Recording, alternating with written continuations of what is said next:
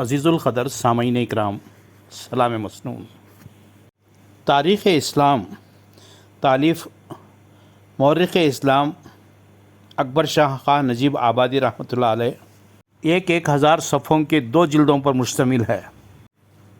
مطالعے کے دوران حسین رضی اللہ تعالیٰ عنہ کی مکے سے روانگی، حادثہ کربلا، حسین رضی اللہ تعالیٰ عنہ پر پانی کی بندش اور 10 محرم الحرام کو سنہ 61 ہجری کی صبح کو شروع ہوتی ہے۔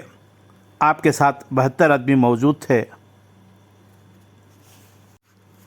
حسین رضی اللہ تعالیٰ عنہ اپنے ہمراہیوں کو مناسب مقامات پر کھڑا کر کے اور ضروری وصیتیں فرما کر اونٹ پر سوار ہوئے اور کوفی لشکر کی صفوف کے سامنے تنہا گئے۔ ان لوگوں کو بلند آواز سے مخاطب کر کے ایک تقریر شروع کی، وہ دلوں کو چھو جاتی ہے، اسی کو پیش کرنے کی سعادت حاصل کر رہا ہوں، سماعت فرمائیں۔ حسین رضی اللہ تعالیٰ عنہ کی مکے سے روانگی۔ حسین رضی اللہ تعالیٰ عنہ مکے سے روانگی کی تیاری کی۔ جب سامان سفر درست ہو گیا اور مکے میں یہ خبر مشہور ہوئی کہ حسین ابن علی رضی اللہ تعالیٰ عنہ کوفے کو جانے والے ہیں، تو حسین رضی اللہ تعالیٰ عنہ سے محبت و ہمدردی رکھنے والوں نے آ کر ان کو اس ارادے سے باز رکھنا چاہا اور سمجھایا کہ آپ کا کوفے کی طرف روانہ ہونا خطرے سے خالی نہیں۔ اول عبد الرحمن بن حارث رضی اللہ عنہ نے آ کر عرض کیا کہ آپ کوفے کا عزم ترک کر دیں، کیونکہ وہاں عبید اللہ بن زیاد حاکم عراق موجود ہے۔ کوفے والے لالچی لوگ ہیں، بہت ممکن ہے کہ جن لوگوں نے بلایا ہے وہی آپ کے خلاف لڑنے کے لیے میدان میں نکلیں۔ عبداللہ بن عمر رضی اللہ تعالیٰ عنہ نے کہا کہ تم بیعت لینے اور امارت حاصل کرنے کے لیے باہر نہ جاؤ۔ نبی اکرم صلی اللہ علیہ وسلم کو اللہ تعالیٰ نے دنیا و آخرت میں سے ایک کے اختیار کرنے کی آزادی دی تھی۔ نبی صلی اللہ علیہ وسلم نے آخرت کو اختیار کیا۔ تم بھی خاندان نبوت میں سے ہو، دنیا کی طلب نہ کرو، اپنے دامن کو دنیا کے آلائش سے آلودہ ہونے نہ دو۔ یہ نصیحت کر کے عبداللہ بن عمر رو پڑے۔ حسین رضی اللہ تعالیٰ عنہ بھی رو پڑے، مگر انہوں نے عبداللہ بن عمر کی رائے پر عمل کرنے سے انکار کیا۔ مجبوراً عبداللہ بن عمر رضی اللہ عنہ رخصت ہو کر چلے گئے۔ پھر عبداللہ بن عباس رضی اللہ عنہ کہا کہ مکہ نہ چھوڑو اور بیت اللہ سے دوری اختیار نہ کرو۔ تمہارے والد محترم نے مکہ اور مدینہ کو چھوڑ کر کوفے کو ترجیح دی تھی، مگر تم نے دیکھا کہ ان کے ساتھ کوفے والوں نے کس قسم کا سلوک کیا، یہاں تک کہ ان کو شہید ہی کر کے چھوڑا۔ تمہارے بھائی حسن رضی اللہ عنہ کو بھی کوفیوں نے لوٹا، قتل کرنا چاہا، آخر زہر دے کر مار ہی ڈالا۔ اب تم کو ان پر ہرگز اعتبار نہ کرنا چاہیے، نہ ان کی بیعت پر نہ اور قسم کا کوئی بھروسہ ہے، نہ ان کے خطوط اور پیغامات قابل اعتماد ہیں۔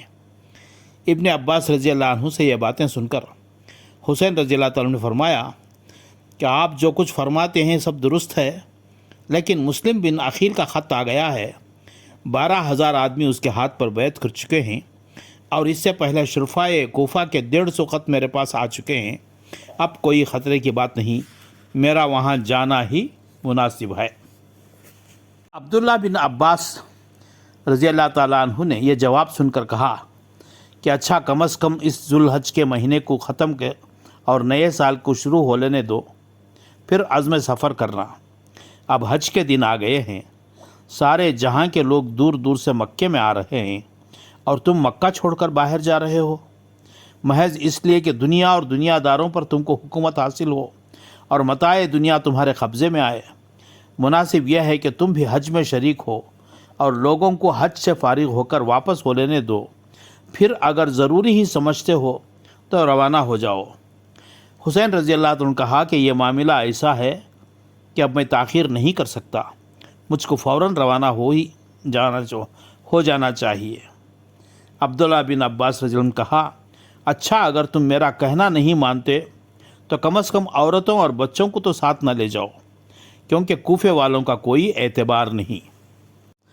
حسین رضی اللہ تعالیٰ نے عبداللہ بن عباس رضی اللہ عنہ کی اس بات کو بھی نہ مانا، اور آخر 3 ماہ ذوالحجہ سنہ 60 ہجری بروز دوشنبہ حسین رضی اللہ تعالیٰ عنہ مکے سے ماں اہل خاندان روانہ ہوئے۔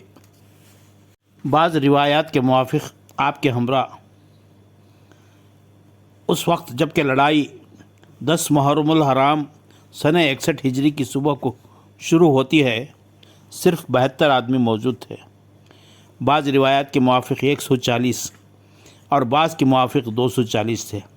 بہرحال اگر بڑی سے بڑی تعداد یعنی 240 بھی تسلیم کر لیں تو دشمنوں کی ہزارہا جرار فوج کے مقابلے میں حسین رضی اللہ عنہ کے ساتھی کی کوئی حقیقت نہ رکھتے تھے۔ حسین رضی اللہ تعالیٰ عنہ اپنے ہمراہیوں کو مناسب مقامات پر کھڑا کر کے اور ضروری وصیتیں فرما کر اونٹ پر سوار ہوئے اور کوفی لشکر کے صفوف کے سامنے تنہا گئے۔ ان لوگوں کو بلند آواز سے مخاطب کر کے ایک تقریر شروع کی اور فرمایا کہ اے کوفیو، میں خوب جانتا ہوں کہ یہ تقریر کوئی نتیجہ میرے لیے اس وقت پیدا نہ کرے گی اور تم کو جو کچھ کرنا ہے تم اس سے باز نہ آؤ گے، لیکن میں مناسب سمجھتا ہوں کہ اللہ تعالیٰ کی حجت تم پر پوری ہو جائے اور میرا عذر بھی ظاہر ہو جائے۔ ابھی اسی قدر الفاظ کہنے پائے تھے کہ آپ کے خیمے سے عورتوں اور بچوں کے رونے کی آوازیں بلند ہوئیں۔ ان آوازوں کو سننے سے آپ کو سخت ملال ہوا اور سلسلہ کلام کو روک کر لا حول پڑھ کر آپ نے کہا کہ عبداللہ بن عباس رضی اللہ عنہ مجھ سے سچ کہتے تھے کہ عورتوں اور بچوں کو ہمراہ نہ لے جاؤ۔ مجھ سے غلطی ہوئی کہ میں نے ان کے مشورے پر عمل نہ کیا۔ پھر لوٹ کر اپنے بھائی اور بیٹے کو پکار کر کہا، ان عورتوں کو رونے سے منع کرو اور کہو کہ اس وقت خاموش رہو، کل خوب دل بھر کر رو لینا۔ انہوں نے عورتوں کو سمجھایا اور وہ آوازیں بند ہوئیں۔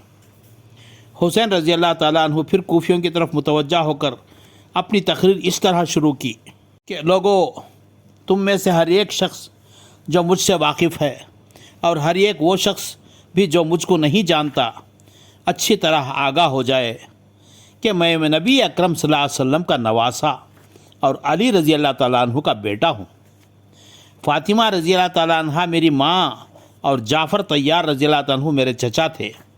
اس نسبتی فخر کے علاوہ مجھ کو یہ فخر بھی حاصل ہے کہ نبی اکرم صلی اللہ علیہ وسلم نے مجھ کو اور میرے بھائی حسن کو جوانان اہل جنت کا سردار بتایا ہے۔ اگر تم کو میری بات کا یقین نہ ہو تو ابھی تک نبی اکرم صلی اللہ علیہ وسلم کے بہت سے صحابی زندہ ہیں، تم ان سے میری اس بات کی تصدیق کر سکتے ہو۔ میں نے کبھی وعدہ خلافی نہیں کی، میں نے کبھی نماز قضا نہیں کی اور میں نے کسی مومن کا قتل نہ کیا، نہ آزار پہنچایا۔ اگر عیسیٰ علیہ السلام کا گدھا بھی باقی ہوتا تو تمام عیسائی قیامت تک اس گدھے کی پرورش اور نگہداشت میں مصروف رہتے۔ تم کیسے مسلمان اور کیسے امتی ہو کہ اپنے رسول صلی اللہ علیہ وسلم کے نواسے کو قتل کرنا چاہتے ہو؟ تم کیسے مسلمان اور کیسے امتی ہو کہ اپنے رسول صلی اللہ علیہ وسلم کے نواسے کو قتل کرنا چاہتے ہو؟ نہ تم کو اللہ کا خوف ہے، نہ رسول صلی اللہ علیہ وسلم کی شرم ہے۔ میں نے جب کہ ساری عمر کسی شخص کو بھی قتل نہیں کیا تو ظاہر ہے کہ مجھ پر کسی کا قصاص بھی نہیں۔ پھر بتاؤ کہ تم نے میرے خون کو کس طرح حلال سمجھ لیا ہے؟ میں دنیا کے جھگڑوں سے آزاد ہو کر مدینے میں نبی اکرم صلی اللہ علیہ وسلم کے خدموں میں پڑا تھا، تم نے وہاں بھی مجھ کو نہ رہنے دیا۔ پھر مکہ مکرمہ کے اندر بیت اللہ میں مصروف عبادت تھا، تم کوفیوں نے مجھے کو بھی وہاں بھی چین نہ لینے دیا۔ میرے پاس مسلسل خطوط بھیجے کہ ہم تم کو امامت کا حقدار سمجھتے ہیں، ہم تم کو امامت کا حقدار سمجھتے ہیں، تمہارے ہاتھ پر بیعت خلافت کرنا چاہتے ہیں، بیعت خلافت کرنا چاہتے ہیں۔ جب تمہارے بلانے کے موافق میں یہاں آیا تو اب تم مجھ سے برگشتہ ہو گئے۔ اب بھی اگر تمہیں میری مدد کرو تو میں صرف یہ چاہتا ہوں کہ مجھ کو قتل نہ کرو اور آزاد چھوڑ دو تاکہ میں مکہ یا مدینہ جا کر مصروف عبادت ہو جاؤں، اور اللہ تعالیٰ خود اس جہاں میں فیصلہ کر دے گا کہ کون حق پر تھا اور کون ظالم تھا۔ اس تقریر کو سن کر سب خاموش رہے اور کسی نے کوئی جواب نہ دیا۔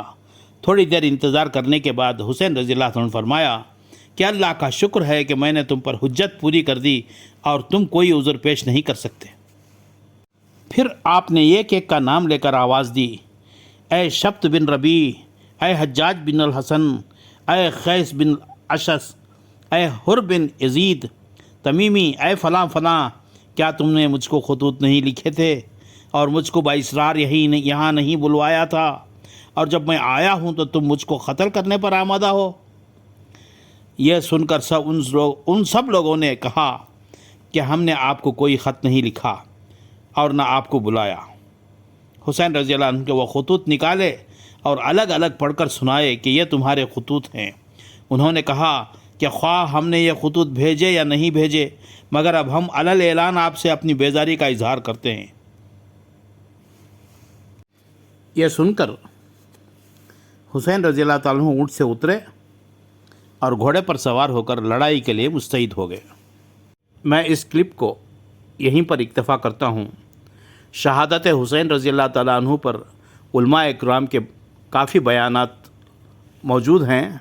तारीख़ इस्लाम के इस किताब के मुताले के दौरान सफ़ा 680 पर 9 में हुसैन रज़ी अल्लाह ताला अन्हु की ये तकरीर जो कूफे वालों से उन्होंने की है, वो हर मुसलमान के दिल को छू जाने वाली है। यादगार सीरीज़ के तहत हुसैन रज़ी अल्लाह ताला अन्हु की कूफे वालों से की गई ये तकरीर पेश करने की सआदत मैंने हासिल की है। आज का यौम आशूरे के दिन आप तमाम से अदबन गुजारिश है कि जहाँ तक हो सके इसको अपने दोस्त और अहबाब में शेयर करें। चैनल को नए हों तो सब्सक्राइब कर लें doctor R Abdul Hamid official, ताकि आइंदा आने वाली किस्तें रास्त आप तक पहुँच सकें। वस्सलाम। आपकी दुआओं का तलबगार डॉक्टर आर अब्दुल हमीद।